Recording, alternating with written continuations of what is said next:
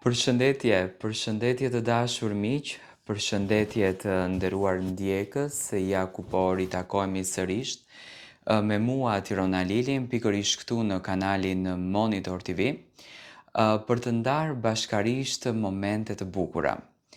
Në fakt jam shumë i lumtur që po të them 90% më kanë dalur të gjitha analizat që kam bërë në lidhje me çiftet, me historitë e dashurive, me momentet e bukura, me këto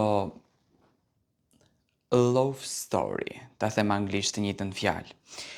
Brikena dhe Mateo kanë qenë çifti më i komentuar, kanë qenë çifti që më së shumti është përfolur, në fakt, për një ndarje të mundshme të tyre.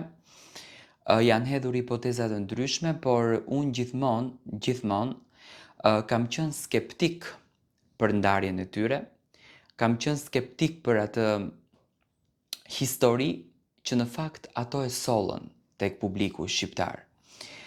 Tani, unë kam thënë gjithmonë, një çift që gëzon dashuri nuk mund të ndahet brenda një dite. Do ta rikujtojmë, do të thënë Brikena ishte tek Mateo në Shqipëri dhe pikërisht pasi u takua me nënën e Mateos, ditën e nesërme u ndan. Duke njohur natyrën e Brikenës, duke njohur tipin e Brikenës, duke njohur natyrën e Mateos, unë gjithmonë kam dyshuar që në këtë mes Mateos edhe Brikenës, ka një, do të thënë, ka një sekret. Nuk mund të jetë një ndarje e vërtet, sepse nuk mundesh ti ta duash dikën me shpirt,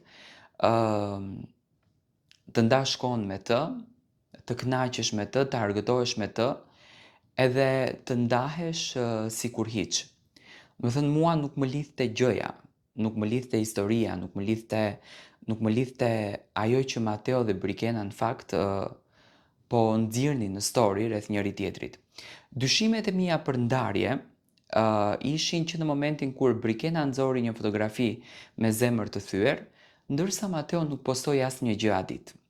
Do thënë Brikena u shpejtua pak, filloi që të fshi familjarët e Mateos, filloi që ta heq Mateon nga Instagrami, që kjo mbetet pikpyetje nëse i ka hequr apo e ka mbyllur pjesën ku të mos të shihen ato njerëz që ajo nuk dëshiron t'i tregon që i ndjek, dhe nga ana tjetër, Brikena dhe Mateo, do me thënë, filluan rrugtimin e tyre televiziv në një program siç është Top Arena.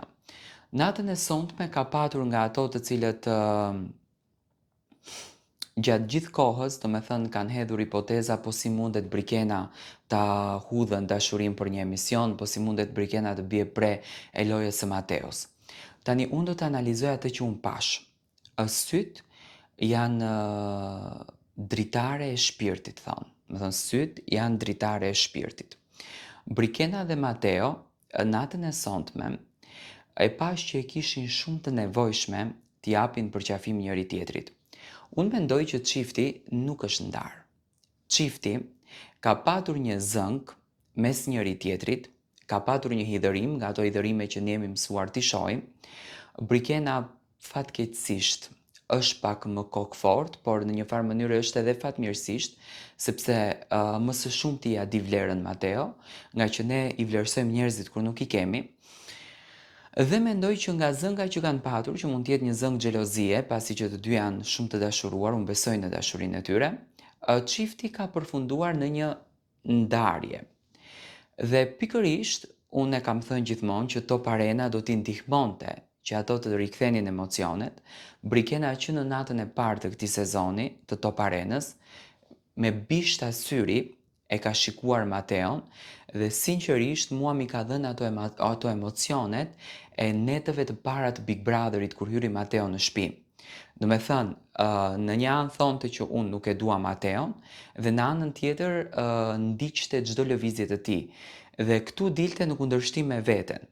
Edhe nga ana tjetër, dhe Mateo gjatë gjithë kohës që ka qenë në Top Arena, të gjithë këngët që i ka kënduar, të gjithë mesazhet që i ka dhënë, në një farë mënyrë kanë qenë një farë forme dedikimi kundër drejt Brikenës. Dhe mendoj që Brikena, po të mos e don Mateo, ne ja njohim karakterin Brikenës, Brikena sonte nuk do t'ja kishte pranuar as kërcimin. Por, unë e pash që Brikena e ka shumë të nevojshme ta ketë Mateo në krah, edhe ja pranoi kërcimin, e pranoi atë dashurinë e tij, përqafimi ishte jashtëzakonisht i ndjerë nga Brikena dhe Mateo, sepse Brikena po mos dëshironte që ta përqafon Mateon do bënte ato luhatjet siç diti bëj Brikena, dhe mendoj që çifti e kishte të nevojshme këtë emocionin dhe këtë ndjesinë që e kaluan sonte. Unë jam i bindur që përqafimi i natës së sonte i ka hapur një portë tashmë Mateos. Mateo tashmë do të jetë më i afërt me Brikenën, edhe pse mendoj që Brikena përsëri do mundohet që të ri pak e ftohtë, e stepur.